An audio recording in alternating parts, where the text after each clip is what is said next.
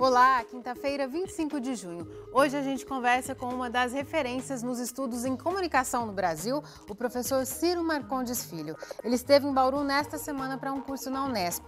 Você vai ver também. O perigo mora ao lado. 90% dos acidentes com queimaduras em crianças acontecem dentro da própria casa. Mudanças na Previdência. Bauruenses estão em dúvida se vale a pena ou não se aposentar com as novas regras.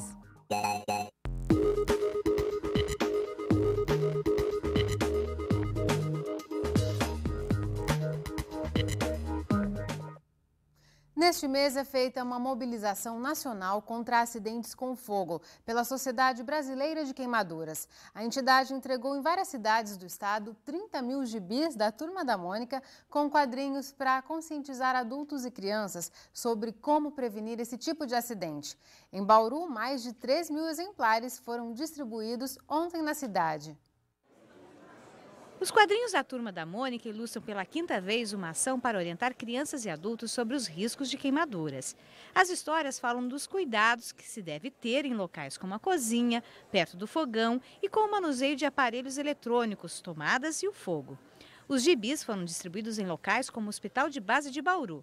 Na ala pediátrica, a Mônica e o Cebolinha vieram pessoalmente conversar com as crianças. Neste hospital, que é referência no atendimento a queimados, foram internadas no ano passado 57 crianças vítimas de queimaduras. Destas, mais de 90% foram vítimas de acidentes dentro de suas próprias casas. A presidente regional da Sociedade Brasileira de Queimaduras explica que esse alto índice é por conta dos riscos que uma casa oferece aos pequenos. Principalmente o fogão, onde a gente coloca o cabo da panela para fora do fogão e a criança vem e bate a mão nesse cabo da panela e acaba virando essa panela em cima da criança. A toalha comprida em cima da mesa, que essa criança acaba puxando a toalha. É muito comum as tomadas, onde nós não nos atentamos para cobrir a tomada com os protetores, com o esparadrapo. As crianças também que estão começando agora a andar, engatinhar, elas começam a morder os fios, né? Porque está nascendo dentinho. Entre os casos de queimaduras em ambientes domésticos registrados pelo Hospital de Base, 45% ocorrem por escaldo de líquidos quentes. Outros 42% são acidentes com fogo, a maioria ocasionada por álcool líquido. Quais são os cuidados, então, que os pais e aquelas pessoas que cuidam dessas crianças devem ter no dia a dia? Colocar o cabo da panela sempre para dentro do fogão, trocar as toalhas por aqueles jogos americanos, né? Nunca deixar a porta do forno aberta para a criança poder escalar, tampar as tomadas, né, com esparadrapo ou protetor de tomada, nunca deixar os fios dos ferros ao alcance da criança para que a criança não possa puxar. A Michele coloca essas orientações em prática todos os dias. Mãe de Beatriz, de 9 anos, e do Mateus, de 3, a professora redobra os cuidados quando está na cozinha. As tomadas e os fios elétricos também são alvo de atenção.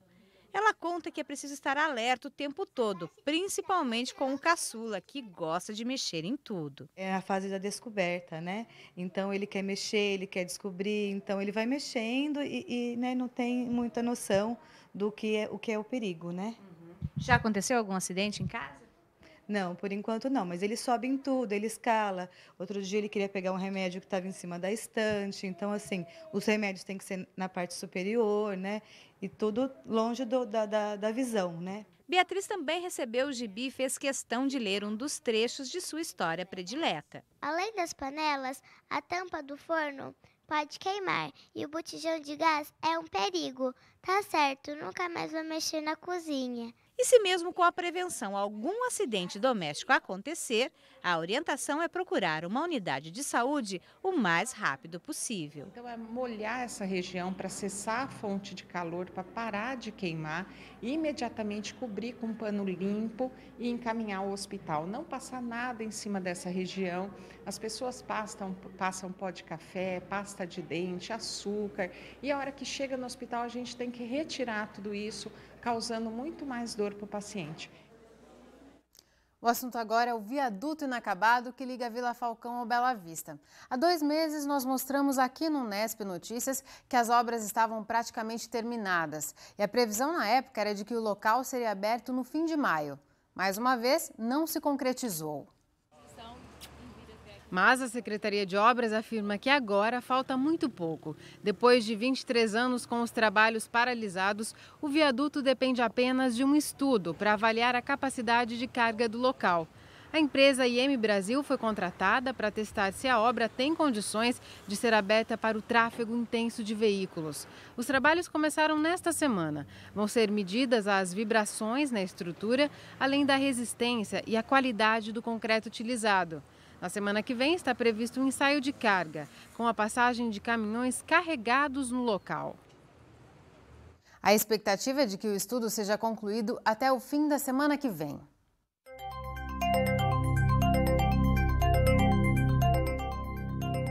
O friozinho apertou nesta quinta-feira. No início da manhã, fez apenas 13 graus em Bauru.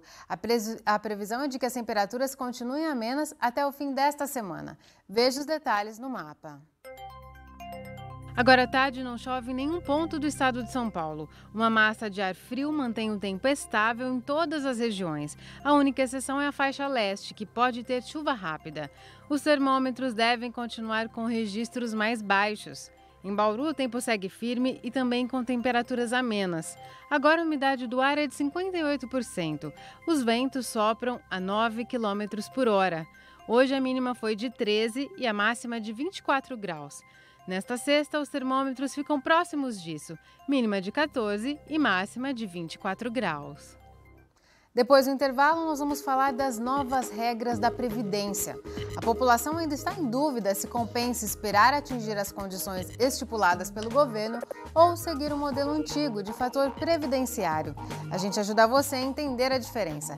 É daqui a pouco, voltamos já. A OAB realiza amanhã o primeiro Fórum de Adoção de Bauru. No evento, o advogado Antônio Carlos Berlini vai dar uma palestra sobre os mitos e a realidade em relação à adoção. O evento vai ser nesta sexta-feira, às 9 da manhã, na Casa do Advogado e Cidadania de Bauru, que fica na Avenida Nações Unidas, 3030. As inscrições podem ser feitas pelo telefone 3227-3074. Quem quiser pode doar uma lata ou pacote de leite em pó. O evento é realizado pela Comissão de Direito de Família, Sucessões, Infância e Juventude da OAB, em parceria com a Associação Regional Flor de Lis, que apoia a adoção. Estão valendo desde a semana passada as novas regras para a aposentadoria integral. A medida provisória, publicada pelo governo federal, usa uma nova forma de cálculo, que ainda está deixando muita gente em dúvida, principalmente quem está prestes a se aposentar. Eu completo 55. O Ademir contribui com a Previdência Social há 37 anos e já poderia ter se aposentado. Ele chegou a fazer o agendamento para receber a aposentadoria no começo do ano, mas desistiu assim que soube das mudanças nas regras.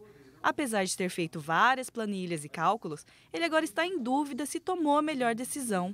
Minha dúvida é, se eu tivesse aposentado, então eu tenho somado 37 anos, e no simulado tinha dado um salário de R$3.000.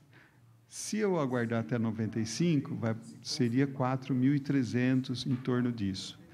E se eu tivesse, então, me aposentado, e quando somar os 95, que é daqui 3 anos, eu poderia entrar com pedido de revisão e aí corrigir esse valor ou não? A coordenadora da Comissão de Direito Previdenciário da OAB explica que pedidos de revisão de cálculo não são aceitos. Existem ações reivindicando benefícios retroativos, mas elas seguem sem definição. Por isso, o melhor é estudar bem o que vale a pena antes de se decidir. Existe uma discussão judicial que não é aceita pelo INSS, que é a chamada desaposentação, que aí você pede a renúncia daquele benefício que você vem recebendo para optar por inclusão de tempos posteriores à data da sua aposentadoria e mais o que você já tinha, mas o INSS não aceita administrativamente. O STJ, Superior Tribunal de Justiça, já disse que é possível fazer essa desaposentação, porém nós estamos aguardando uma decisão do Supremo num caso semelhante de uma segurada, que vai ter reflexo para todo mundo que estiver aguardando essa situação na Justiça. A medida provisória dá uma opção extra de cálculo. Portanto, a aposentadoria por tempo mínimo de contribuição continua valendo, de 35 anos para homem e 30 para mulher. Mas, quem for pedir benefício por essa regra fica sujeito à incidência do fator previdenciário, que leva em conta a idade do contribuinte, o tempo de serviço e a expectativa de vida. Também continua valendo a aposentadoria por idade. Homens a partir dos 65 anos e mulheres a partir dos 60 podem pedir o benefício, desde que tenham completado pelo menos 15 anos de contribuição com a Previdência. Já com a nova regra, o contribuinte pode receber o benefício integral pelo sistema de pontos. Para isso, basta somar a idade com os anos de contribuição. Até 2016, a soma desses pontos deve ser igual a 85 para mulheres e 95 para homens. Por exemplo, um homem de 60 anos de idade que já contribuiu durante 35 anos pode se aposentar recebendo 100% do benefício, pois a soma da idade com o tempo de pagamento da Previdência é igual a 95. Mas a soma de pontos aumenta com o passar dos anos. Em 2017, mulheres devem atingir 86 pontos e homens 96. Em 2019, serão 87 e 97 pontos. Em 2020, 88 e 98. Em 2021, 89 e 99. E a partir de 2022, o cálculo válido será de 90 pontos para mulheres e 100 para homens. A Elizabeth contribui com a Previdência desde os 14 anos e prefere esperar atingir os pontos por ser mais vantajoso.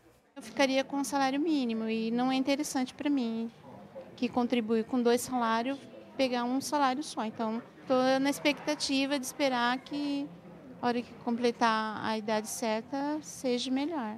A progressão na soma de pontos foi proposta pelo governo por causa do aumento da expectativa de vida da população. Com outros colegas, a gente tem conversado. O que é ruim, talvez, seja essa progressão, porque quando a pessoa já estiver atingindo, por exemplo, os 85 para mulher e os 95 homem, em 2017 ela vai ter que aguardar um ano a mais, porque tem essa progressão de um ano. Mas, de um modo geral, acaba beneficiando na medida que você pode aguardar e depois não ter a incidência do fator previdenciário. No próximo bloco, a gente conversa com um pesquisador que é uma referência nos estudos em comunicação no Brasil. Vamos receber o professor da Escola de Comunicações e Artes da USP, o Ciro Marcondes Filho. É daqui a pouco, voltamos já já.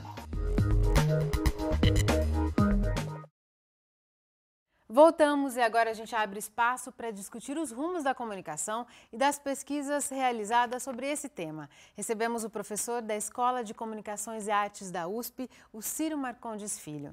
Professor, é um prazer tê-lo aqui no Nesp Notícias. Muito obrigada. Prazer é todo meu. O professor Ciro esteve nesta semana aqui na Unesp ministrando a disciplina de Estudos Avançados em Teorias da Comunicação para o programa de doutorado em comunicação. Professor, dentro dessas teorias que vão olhar para a comunicação, você tem uma proposta. Eu queria saber quais são os pressupostos dessa sua teoria. Bom, é o seguinte, Larissa, em primeiro lugar, é uma proposta de reformulação completa nos estudos de comunicação, porque eles estão um tanto defasados, antiquados, eles não acompanham o desenvolvimento tecnológico. Está havendo entre a área e a inovação um descompasso. Então, eu proponho um estudo da comunicação um pouco mais presencial, vivencial e algo em que existe um pouco mais de participação, digamos assim, do estudioso no que está acontecendo aí e de forma crítica, ou seja, estudando se de fato ocorre comunicação ou não entre as pessoas. Porque hoje que nós vemos, as redes sociais, elas já estão totalmente integradas à vida das pessoas. Elas estão alterando as relações interpessoais, mas também a forma como se produz mídia, comunicação nos meios de comunicação, na imprensa, melhor dizendo, não é, professor? E essa necessidade de se rever essas teorias tem a ver com a difusão desses meios de dessas mídias sociais que permitem com que qualquer pessoa se expresse, Sim. Facebook, Twitter. Essa é uma pergunta bastante interessante e bastante atual. Na verdade, existe digamos assim, uma ideia, né, de que hoje as pessoas estão se comunicando muito ou muito mais do que no passado, o que é um equívoco. Né? Na verdade, elas não estão se comunicando mais, né? Elas têm, de fato, à disposição muito mais material para mandar mensagens, mandar fotos, mandar textos e tudo isso, mas a comunicação propriamente dita, ela começa a ficar... ela não participa disso, vamos dizer assim, né? Você tem hoje muitas conexões, né? Você tem muitos canais para enviar as coisas, mas o que a gente entende por comunicação, efetivamente, é algo que está cada vez mais desaparecendo, por incrível que pareça, por mais paradoxal que pareça, né? O cerne, o conceito de comunicação não está acontecendo, apesar de toda essa tecnologia. Então, uma coisa para quase que vem substituir a outra. Você tem muita coisa para você mandar para o outro e você tem, ao contrário, uma rarefação, uma diminuição efetivamente da comunicação entre as pessoas. A sensação que a gente tem é de que essas pessoas não se ouvem, estão falando, se expressando para uma multidão de surdos ou não se compreendem, né? Um não compreende o que o outro quis dizer. Não só isso, né? Hoje existe uma quantidade muito grande de gente falando e pouca gente querendo ouvir, né? Muita gente mostrando imagens e pouco interesse em se ver imagens, exatamente porque vivemos numa sociedade em que existe uma super oferta de imagens. Uma saturação? Uma saturação das imagens. Então, as imagens se tornam cansativas, todo mundo faz imagem, todo mundo faz um selfie, mas quem quer ver tanta coisa? Quem quer ouvir tanta coisa? Então, o excesso, na verdade, leva ao contrário, leva ao desaparecimento da coisa. Então, você não ouve, de fato, o outro. Existe um problema muito sério hoje de percepção.